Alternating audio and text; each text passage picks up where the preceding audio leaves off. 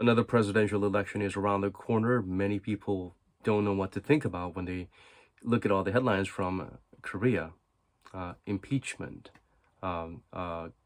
presidential candidate who is going through trial, who is leading the polls.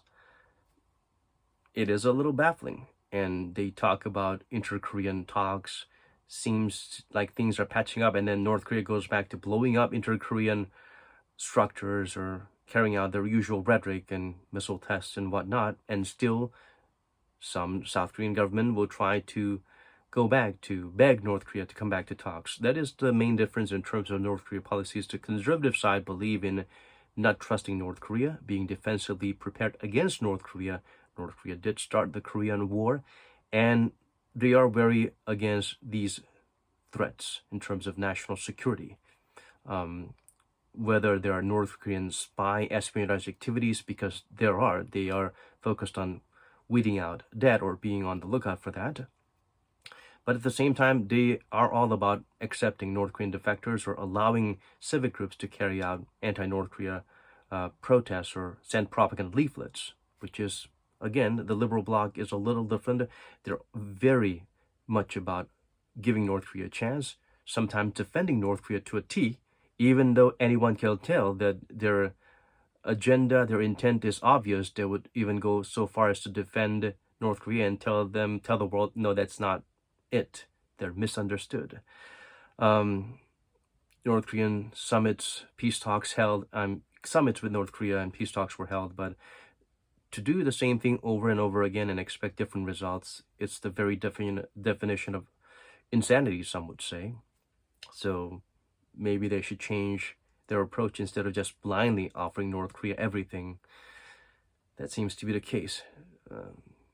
So in an extreme case, those who do not like the conservative side would say these guys just would even do anything to label North Korea the enemy, and would even twist facts in a way that a war could break out against North Korea, that South Korea would have an excuse to attack North Korea, that they would go overboard. And some would criticize the liberal bloc as being, are these guys North Korean spies?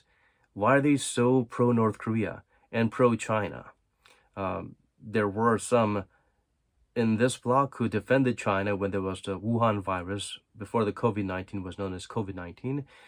They were very defensive for China as well, which is why voters are questionable when it comes to candidates from this side. They would not even be able to say North Korea is technically the enemy and the biggest threat to South Korean security. That's how it is. In terms of alliance, Japan and the US is a very important topic. The conservative side believes in strong alliance with the US. And of course, economic and other exchanges with the US is important. Same applies to Japan. But Japan, here's the issue. South Korea went through hell because of Japan in the past. Wartime aggression, colonization during the Japanese colonial period. There are heinous deeds that would go down in history books that Japan must spend an eternity apologizing, repenting, and compensating. But the conservative side is focused on, did Japan issue an apology? Did Japan put in efforts to compensate? Then let's move on. But the liberal side revisits that issue. So they are seen as a champion of the people who are feeling very strong about these anti-Japanese feelings.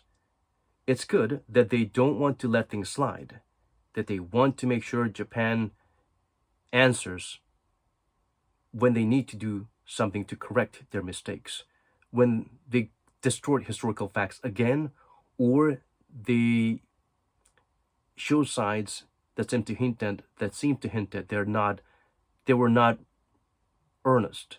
They are not continuing to accept the fact that they've committed war crimes, that they need to issue apologies, and they need to never go back on their words. But is it about resolving that issue? Is it about that, or is it just using that hate towards Japan to get votes. Because there was a time when a liberal government conducted this anti-Japanese no Japan policy where they rallied people to completely ignore anything Japanese, to boycott Japanese products, which ultimately boomeranged and hit the Korean economy and some of the businesses in Korea, and then even escalated to a point where it affected Korea's security situation because there are military alliance with Japan as well, intel sharing, and Japan decided if you're going to boycott us, maybe we should stop having these very important coordination and cooperation and alliances. And this government said, to hell with it. We're all about no Japan because the people like it. So it seemed very brainless. It seemed like a very strange move. So both sides, they do have issues. And basically, pro-China, anti-Japanese, somewhat anti-US, because the liberal side, some figures even would go so far as to say that North Korea did not start the war, the US incited the war, which not all, some. There are some who believe that, apparently. So there it is. And when it comes to business economy related policies, the conservative bloc focuses on cutting red tape, helping the conglomerates reach new heights. But at the same time, they seem to spend less time on the little guys, let's say, finding flaws in the conglomerates that could pinpoint to power abuse, that they feel like they can do whatever they want and get away with it because they are very important to the Korean economy. The liberal side focus on finding those flaws, punishing the conglomerates, but the conglomerates, some of these conglomerates are the faces of the franchise, and they do create jobs. They do play an important role. Both sides go too far, some would say.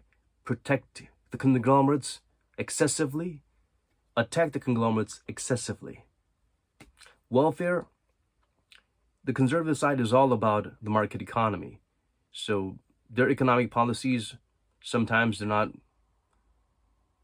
easy to swallow. And some would say it's because some of these lawmakers, they're completely detached from reality and they come from a silver spoon. While the liberal side, most of them, not all of them, but over the years, at least in the past, many of them were elbow grease, hard workers that really clawed their way to the top, that couldn't afford to come from a family of 9 children who couldn't afford their next meal. And many of the lawmakers are focused on fighting the good fight for independence, for standing up against dictatorial government or authority figures that seem to really punish the little guys and think they can't get away with it. So you'll see many figures in the liberal bloc having involved in various protests, civic movements, going so far as to end up in jail or being tortured because they're taking a stand. So these are some very admirable qualities, but that's in the past. Not everyone in this party are made of such sterner stuff. Some of them are cosplayers. So the economy, they seem to do a lot for welfare. They want to give something to the people. They want to support the union, the labor union. But unfortunately, some of the labor unions are just as bad as the power abusing conglomerates. They're very strong entities. They're not all about looking out for the little guys. They're basically corporate greed, driven by corporate greed too. So just blindly supporting the labor union may not always be the best move. And welfare in terms of the handouts, giving out money to help people, the bill comes due. It's coming from the government fund. These are taxpayers' money. If you're just giving out money for no reason, and what is that about? You want to end up like Venezuela and Argentina? That is not the best policy in terms of a sound economy.